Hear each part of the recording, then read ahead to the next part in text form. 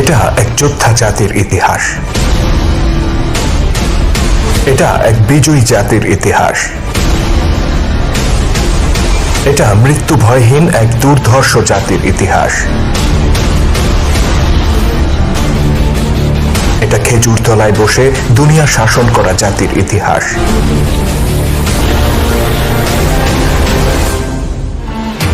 এটা আল্লাহর সত্য দিনকে বিজয়ী করতে পাগল পাড়া একদল মানুষের ইতিহাস।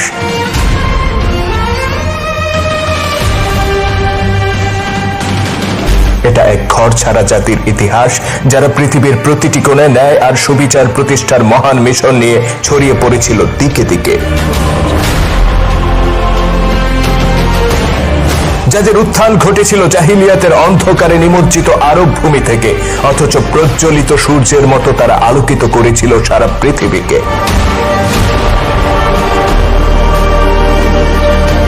এটা সেই জনগোষ্ঠীর ইতিহাস যারা ছিল সভ্যতা ভব্যতাহীন মরুবাসী এক বেদুইন জাতি, অথচ তারা গড়ে তুলেছিল এক নব সভ্যতার ইমারত।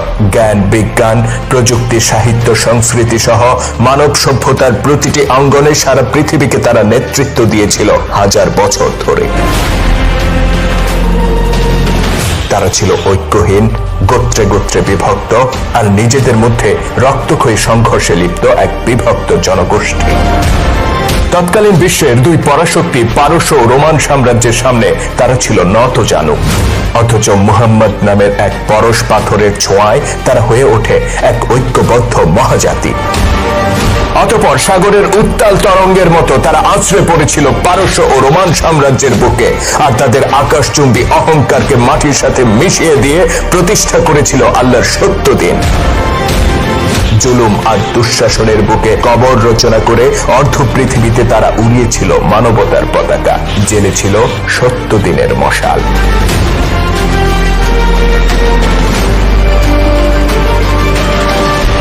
ইতিহাসের সেই অমিত তেজা মহাবিপ্লবী উম্মতে মুহাম্মদের উত্থানের গল্পে আপনাকে স্বাগতম।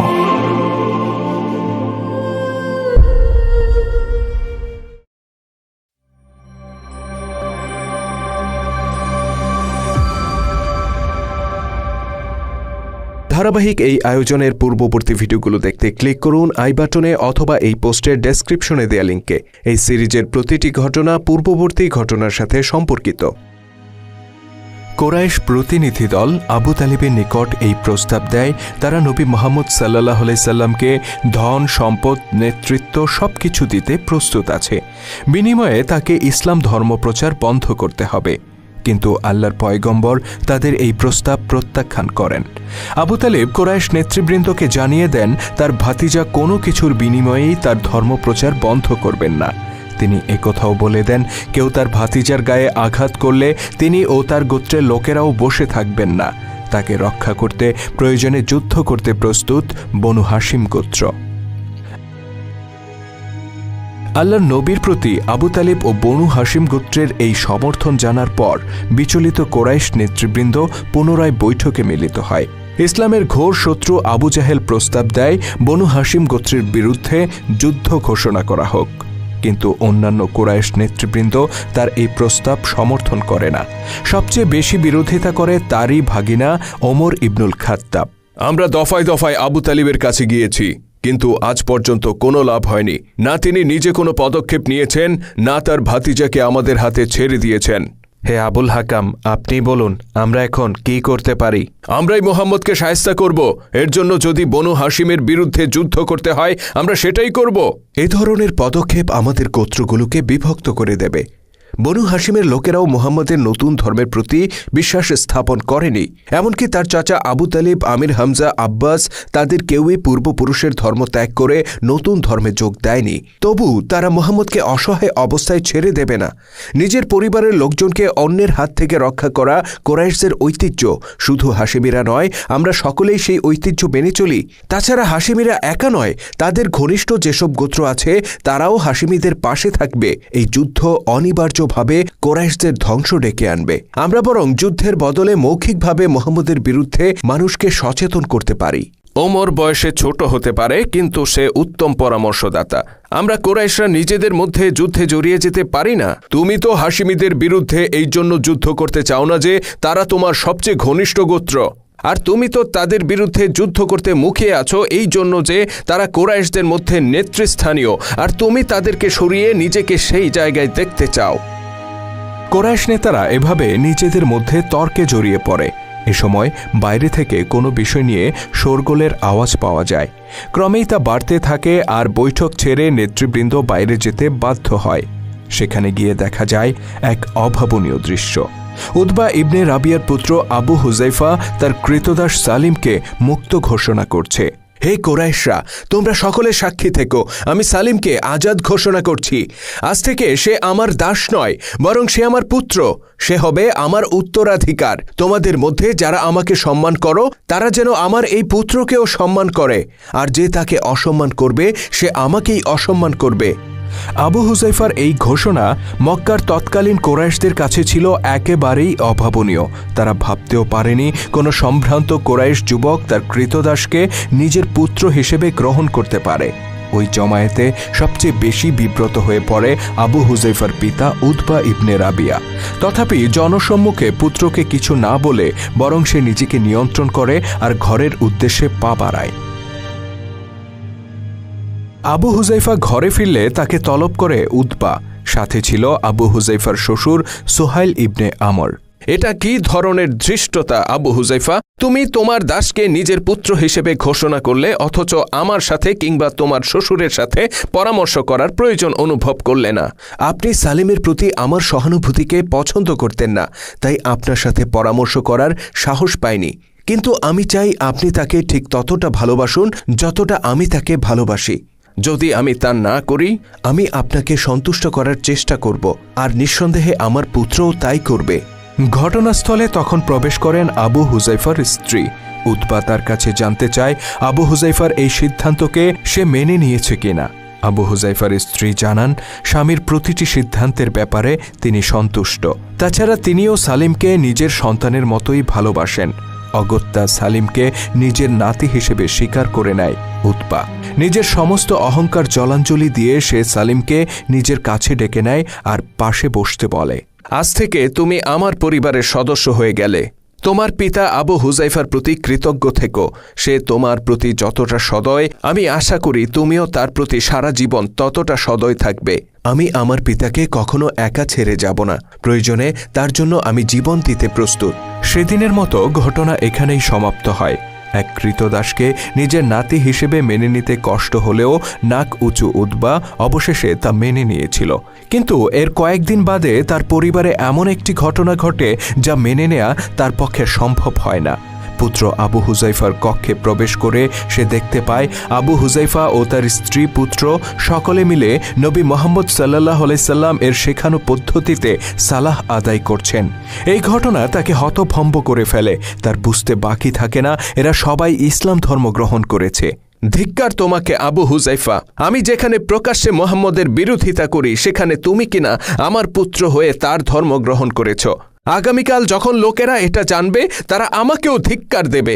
মানুষ কি বলবে সে কথা কেন আমরা চিন্তা করব আব্বাজান? আমাদের কি উচিত নয় মানুষের চেয়ে আল্লাহকে বেশি ভয় করা? তোমার আল্লাহ কি তোমাকে তোমার পিতার অবাধ্য হতে বলে? আমাদের নবী বলেছেন পিতামাতার আনুগত্য করতে। শুধুমাত্র আল্লাহর একত্ববাদের প্রশ্নে পিতামাতার অবাধ্য হওয়া যাবে, কিন্তু পিতামাতা আল্লাহর একত্ববাদের বিরোধিতা করলেও তিনি তাদের সেবা করতে বলেছেন। আবু হুজাইফার এই কথা উতবাকে শান্ত করার জন্য যথেষ্ট ছিল না। সে নিজের পুত্রকে পূর্বপুরুষের ধর্মে ফিরে আসার জন্য বারবার তাগাদা দেয়, কিন্তু আবু হুজাইফা বিনয়ের সাথে পিতৃ আদেশ প্রত্যাখ্যান করেন। গৃহ অভ্যন্তরে এরকম শোরগোল শুনে ছুটে আসে আবু হুজাইফার বোন হিন্দা ও তার ভগ্নিপতি আবু সুফিয়ান। তারা দুজনেই নবী মুহাম্মদ সাল্লাল্লাহু আলাইহি সাল্লাম এর প্রতি প্রচণ্ড বিদ্বেষী মনোভাব পোষণ করত। আবু হুজাইফার ইসলাম গ্রহণের কথা যখন হিন্দা জানতে পারল, তখন সে তার ভাইয়ের উপর ঝাঁপিয়ে পড়ল। বাস্তবে সে ছিল এক আগ্রাসী প্রকৃতির রমণী। অবস্থা দৃষ্টে মনে হচ্ছিল পারলে আবু হুজাইফাকে ছিঁড়ে খেয়ে ফেলত এই নারী। আবু হুজাইফার শ্বশুর সুহাইল ইবনে আমরও খবর পেয়ে ছুটে আসে, আর একইভাবে সে তার কন্যা ও জামাইকে ভর্ৎসনা করে। তবে উতবা ইবনে রাবিয়া ঠান্ডা মাথায় পরিস্থিতি সামাল দিতে চেয়েছিল। সে সবাইকে শান্ত হতে বলে।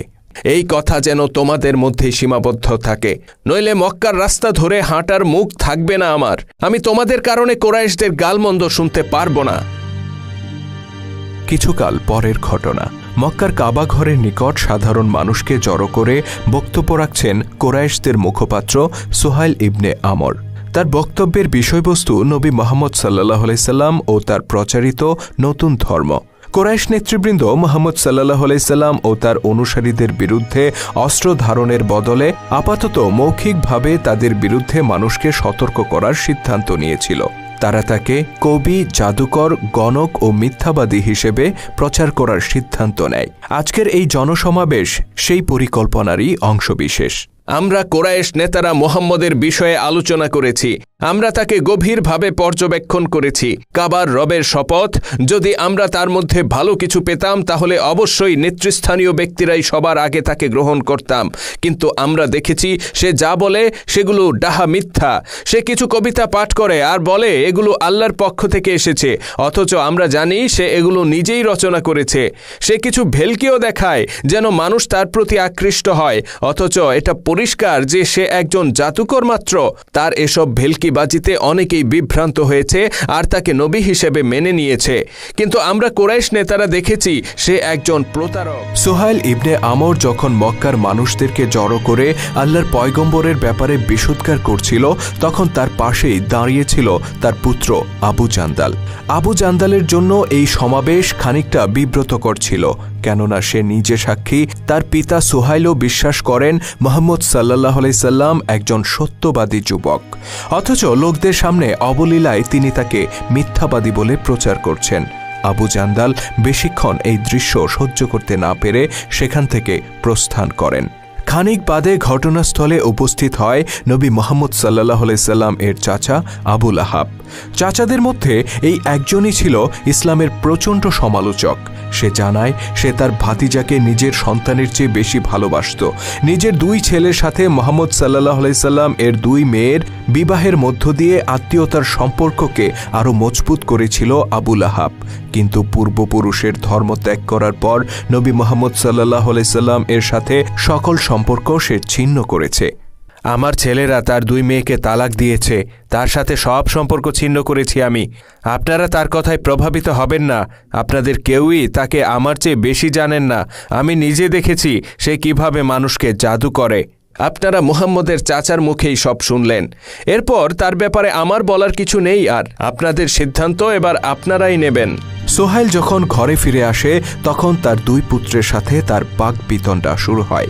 বড় পুত্র আব্দুল্লাহকে সে বলেছিল আজকের সমাবেশে যোগ দিতে, কিন্তু সে তাতে যোগ দেয়নি। ছোট পুত্র আবু জান্দাল সেখানে যোগ দিলেও কিছুক্ষণ পরেই সে চলে আসে। সে তার পুত্রদেরকে তিরস্কার করতে থাকে, কিন্তু তার পুত্ররাও অকপটে বলে দেয় যে তার পিতা মুহাম্মদ সাল্লাল্লাহু আলাইহি সাল্লাম সম্পর্কে লোকদের সামনে যেসব কথা বলেছেন তার সবই মিথ্যা ছিল। পুত্রদের মুখে এ ধরনের কথা শুনে সন্দিহান হয়ে পড়ে সুহাইল ইবনে আমর। তোমাদের ভগ্নিপতি আবু হুজাইফার মতো তোমরাও কি তাহলে মুহাম্মদকে অনুসরণ করতে শুরু করেছ? যদি করতাম তাহলে সবার আগে আপনিই জানতে পারতেন, কিন্তু আপনি তো এতদিন আমাদেরকে এই কথা বলেছেন যে তিনি একজন সত্যবাদী মানুষ, তার চেয়ে বিশ্বাসী কোরাইশদের মধ্যে আর কেউ নেই, অথচ এখন আপনি তাকে মিথ্যাবাদী বলে প্রচার করছেন। তাহলে বলুন, আগে আপনি যা বলতেন সেটা সত্য নাকি আজকেরটা সত্য? আমরা কোনটা বিশ্বাস করব? আমরা প্রবীণরা যখন যেটা বলবো সেটাই তোমাদেরকে বিশ্বাস করতে হবে। কোরাইশ নেতারা তাদের পরিকল্পনা অনুযায়ী নবী মুহাম্মদ সাল্লাল্লাহু আলাইহি সাল্লামকে মিথ্যাবাদী, কবি ও জাদুকর হিসেবে প্রচার করতে থাকে। কিন্তু তাদের এসব অপপ্রচার সত্ত্বেও কোরাইশদের মধ্যে নবী মুহাম্মদ সাল্লাল্লাহু আলাইহি ওয়াসাল্লাম এর জনপ্রিয়তা বাড়তে থাকে। বিশেষ করে যুবকরা তার প্রতি আকৃষ্ট হতে থাকেন। তারা বয়োজ্যেষ্ঠ ব্যক্তিদের কাছে নবী মুহাম্মদ সাল্লাল্লাহু আলাইহি ওয়াসাল্লাম এর ব্যাপারে যা শুনত, বাস্তবে তার কাছে গেলে ঠিক তার বিপরীতটা দেখতে পেত। ফলে তারা পিতামাতার প্রতি ও বয়োজ্যেষ্ঠ ব্যক্তিদের প্রতি আস্থা হারাতে শুরু করে এবং ধীরে ধীরে ইসলামের প্রতি সহানুভূতিশীল হয়ে ওঠে। তাছাড়া দুর্বল ও দাস শ্রেণীর লোকেরা নতুন প্রচারিত ধর্মের প্রতি প্রবলভাবে আকৃষ্ট হয়ে পড়ে, কেননা এই ধর্ম সকল মানুষের সমান অধিকার ও সকলের মর্যাদার কথা বলে।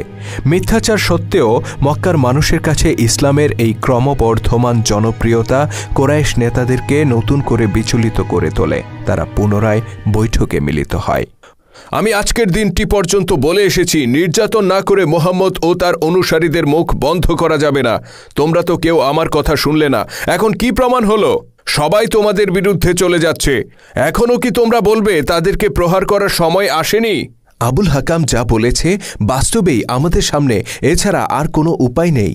শেষ পর্যন্ত তুমিও আমার সাথে একমত হলে ওমর? হ্যাঁ, কিন্তু এক্ষেত্রে আমার প্রস্তাব হচ্ছে আমরা মুহাম্মদকে আঘাত করব না, যেহেতু হাশিমিরা তাকে আশ্রয় দিয়েছে। আমরা বরং যার যার পরিবার ও গোত্রের লোকদেরকে শাসন করব। আমার গোত্রের কেউ ইসলাম গ্রহণ করলে আমি তাকে শাস্তি দেব, আপনার গোত্রের কেউ এই অপরাধ করলে আপনি তাকে শাস্তি দেবেন। এতে গোত্রে গোত্রে সংঘাতের আশঙ্কা থেকে আমরা মুক্ত হব। আমিও শেষ পর্যন্ত তোমার সাথে একমত হলাম। তাহলে নিজের পরিবার আর নিজের গোত্র দিয়েই শুরু হোক। উপস্থিত কোরাইশ নেতারা সকলেই আবু জাহেল ও ওমরের সাথে একমত হয়, কিন্তু খানিকটা বিপাকে পড়ে যায় উতবা ইবনে রাবিয়া।